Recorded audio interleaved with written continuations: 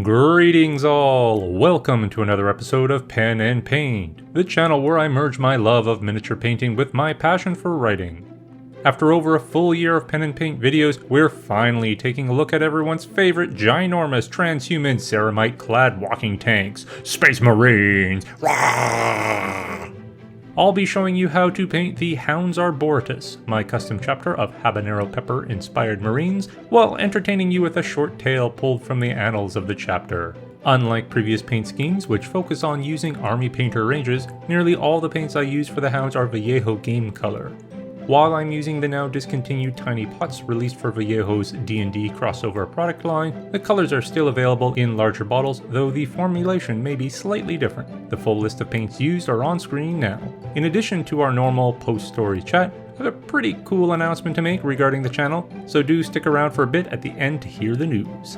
If you'd like to read today's story or listen to it without the video, links to pure text and audio versions are in the video description below. Feel free to mute the video if you're only here for the painting. And now to today's Warhammer 40k story, Fox and Hare.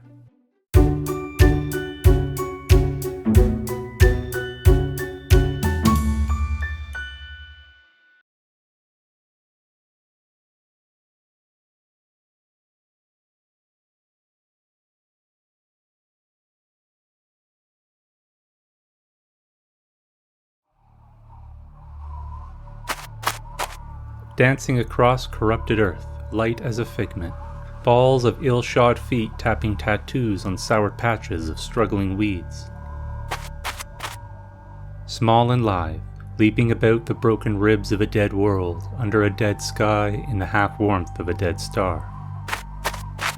Flight of the living from the jaws of death. They were faster than him, stronger, many to his one. It mattered little. The great sieve of old ruins were a check to their power and their cruelty, twisted steel and shattered stone that forced them to a crawl. They barked hot rounds after him, spangling his form with chips and dust, but they were shots of frustration, not intent. They didn't want to kill him.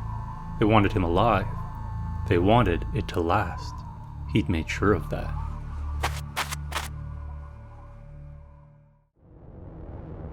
Where the hell did he crawl off to?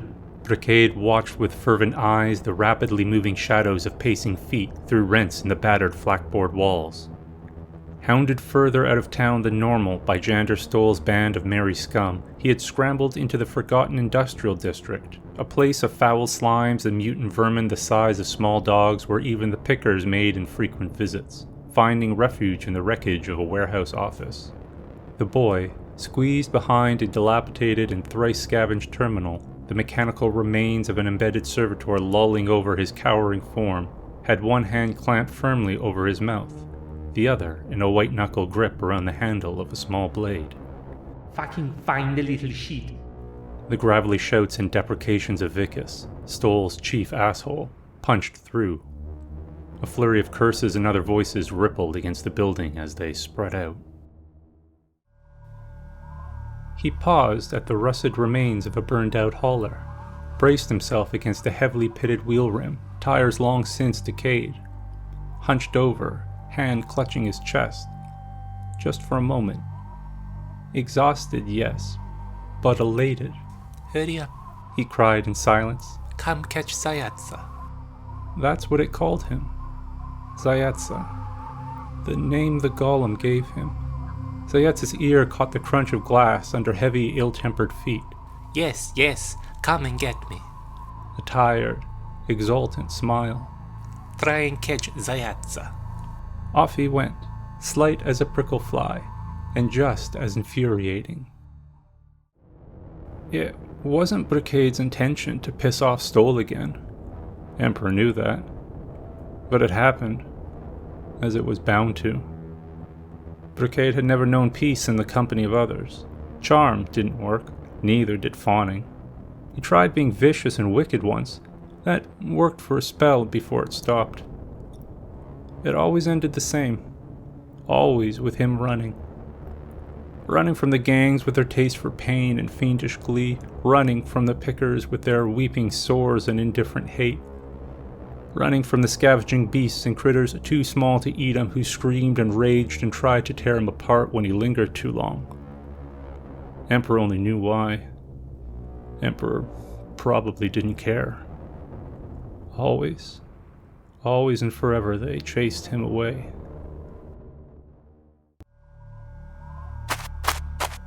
Around the corner, a little further yet. Bring them to me. Its voice was rolling thunder, deep and resonant, prelude to a storm that would wash away the world. Bring them all to me, Zayatsa. The golem had slept for many years. Zayatsa had woken it, and the golem was hungry from his slumber. Zayatsa would feed the golem all it could eat. Zayatsa would feed it the wickedness of the world. They left. Or rather, they sounded as if they'd left. Vickis could be clever when he tried. Brikad cowered a little longer until the dull shadows began to stretch uncomfortably long. It was now dangerously late. Soon the things which stalked the night would begin to stir. Darker than the gangs, more gruesome than the pickers, more vicious than the beasts that were merely twisted. Things of meat and, the pickers whispered, machine. Brikad shuddered as he scuttled quietly out from his hiding place. He tiptoed around errant power lines and over shards of blackened glass that caught the last rays of feeble light. You could hear them some nights, even as far as the crumbling habs. Distant screams of steel, wailings of machine spirits too stubborn to die. All the misbegotten children of the machine god found wanting and left to wander forever in their unlife. Even Vickis was not so stupid as to stay out here overnight. Better Jander and his evil eye. Better a witch with a name than the horrors without. Brikad approached the blown-out door leading to the adjacent room, pressing into the ever-darkening shadows. He'd need to find a more secure place to spend the night. He shivered. In some place warmer. Around a corner to the path he cleared. A broad way before the great rolling shutters swept diligently clean. Clean for our guests. Beamed Zayatsa. Nice and clean and tidy for the feast. Zayatsa shrouded his glee with a mask of fright and met the distant red-rimmed eyes of the wrathful witch with its pistol raised. A bolt of light seared the air where his legs had been. They could not spoil his body too much. They wanted it to last, after all. Into the warehouse with a laugh and a smile. Brikad caught the scent before he saw it. A strangely familiar mustiness. An earthy decay, sweet and pleasant, that grew more pungent as he crept into the loading dock. Shattered crates and mountains of discarded machinery, shrouded in stained and torn tarps. The boy edged around the room in silence, keen to the impossible dangers that no doubt lurked nearby. He should leave. Yes, he should leave and find another place. But he couldn't. Didn't want to. Emperor only knew why. So he circled the room further until he came to a break in the refuse and could peer out into the interior of the loading bay. And there, sat on the edge of the docks, bowed in slumber, the golem of green and orange. I done as you asked. The airy exaltation Zayatsa felt in baiting the gangs withered to a placid calm as he stood in its presence. All of them. The crackling voice was slow and deliberate, heavy with a brooding contemplation. For 6 days now the golem had sat there on the edge of its ferrocrete ledge, as unmoving as when Zayatsa had found it. Yes. The boy once called Brikad said. Outside, the trampling of an army of vileness and sin approached. Well done, Zayatsa. Well done. To the grey light of morning filtering through the rents in the wall and ceiling was added another. The glassy eyes of the golem's great head flickered the fresh, vibrant green of new buds and grass. There came a low clicking, then the distant hum of a monstrous insect in flight. Behind where the golem sat, beneath the hunch of its great back, the dust stirred. Zayatsa took a step back in awe and wonder as the fingers of the golem flexed. Despite the growing darkness, Brikad could make out its form without difficulty. There was a vibrancy to it, as if giving off its own inner glow, yet cast no illumination. Twice the height of the boy as it sat, nearly twice the height of a man if it stood. A thing of stone and metal, painted in hues Brikad had not thought possible. On its left shoulder, the skull of a hound ringed by a collar with 7 spikes. On its right, shackled in place by mighty chains, a great open tome on a field of startling blue. Upon its pages, beneath the gathered dust, scrolling lacework of words and images. And upon its breast, impossibly broad, the flaming wings of the Emperor.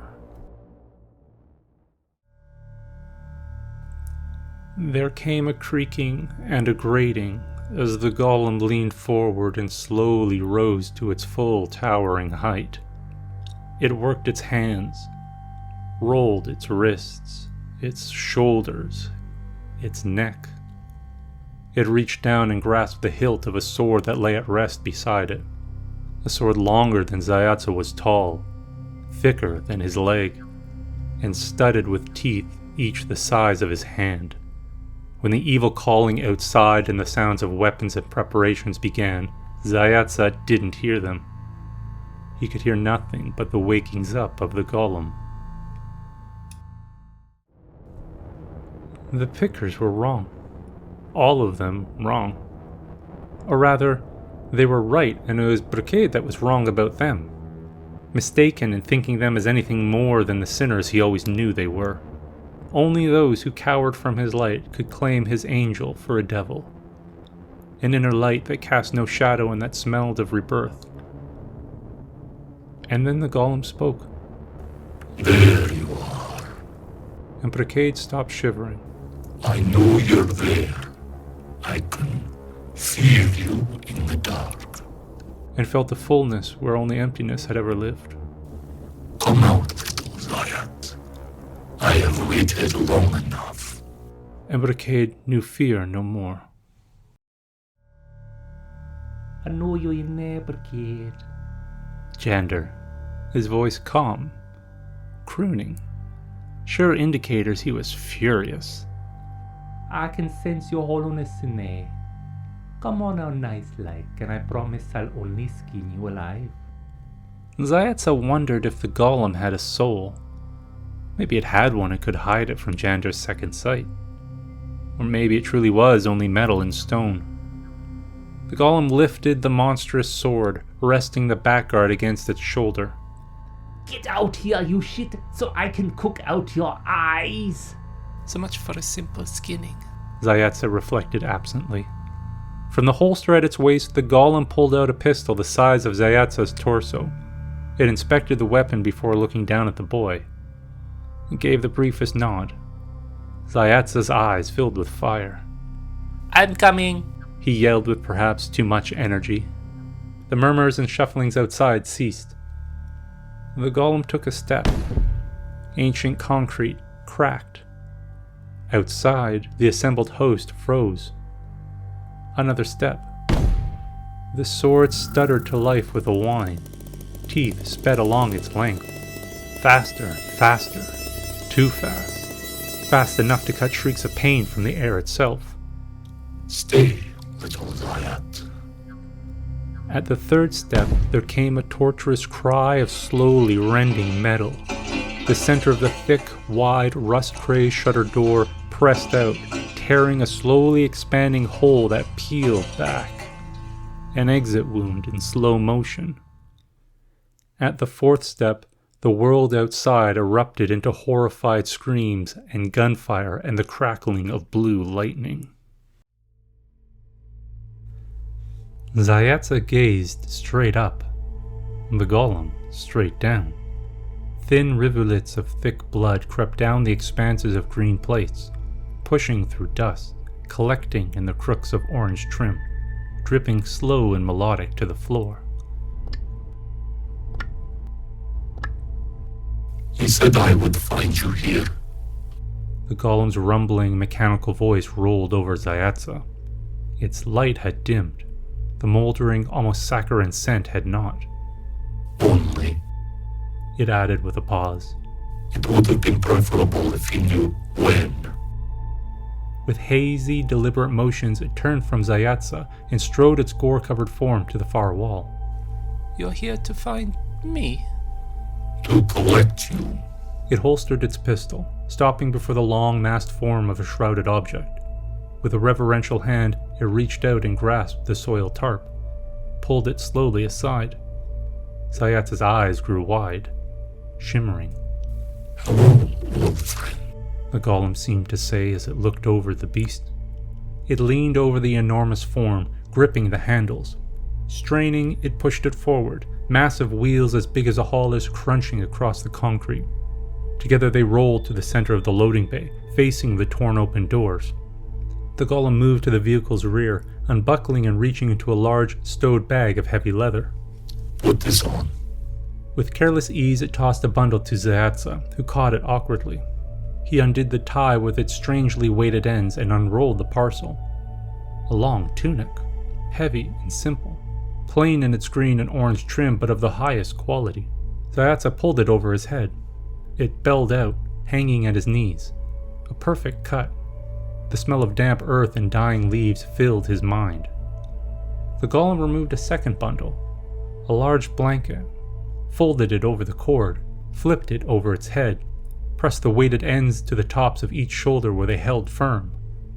A cloak. It passed a leg over the impossibly large bike, seating itself.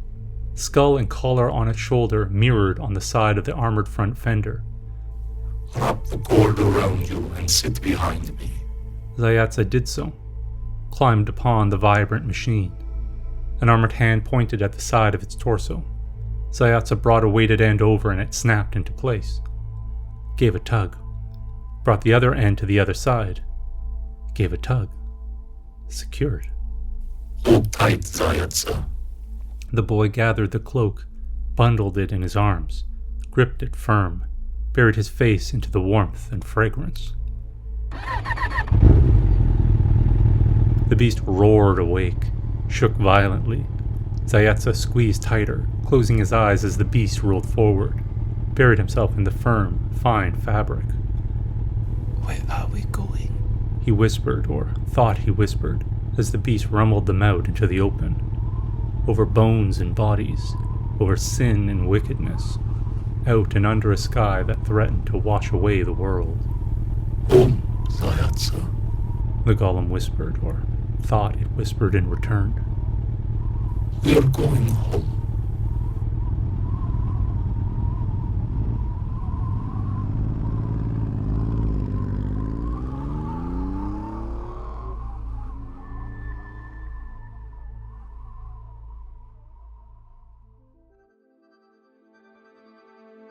That was Fox and Hare, A Tale of the Hounds Arboretus. For those of you who enjoyed this teaser into the workings of the Hounds and would like to learn more about the chapter, I have plans for additional pieces to fill out its history, its principal actors, and their misadventures. I don't have release dates yet, but the aim is to start rolling them out early in the new year, if not sooner. The stories will be released as textual works through Archive of Our Own. A link to my account can be found in the video description below. As to the special announcement, I'm thrilled to announce our first channel partnership with Last Sword Miniatures. Last Sword is a producer of wonderful high-quality STL models. Their 30mm low fantasy and historical sculpts are perfect for a broad range of wargaming systems. The Blood Moon Tribe Beastmen models are especially characterful. My good buddy Dave is using them in our games of Old World, and the sculpts strike an excellent balance between ornamentation, detail, and ease of painting. So, if you're looking to print some excellent fantasy miniatures, check out Last Sword Miniatures. If you use the link in the video description below, a portion of the sales goes directly to supporting this channel without costing you anything more. As you can probably guess, I do have a pen and paint story in the works inspired by and featuring one of the Last Sword models. The video is scheduled for release this July. If you've enjoyed this video, please hit the big ol' thumbs up icon below. If you want to see more pen and paint videos, do consider subscribing. For those of you who are already subscribed and are wondering where in the heck all the terrain videos are, they are just around the corner. The new studio and gaming space is nearly complete, and as soon as the paint is dry and I clean up all the clutter, we'll be jumping right into things. That's it for today. See you next time.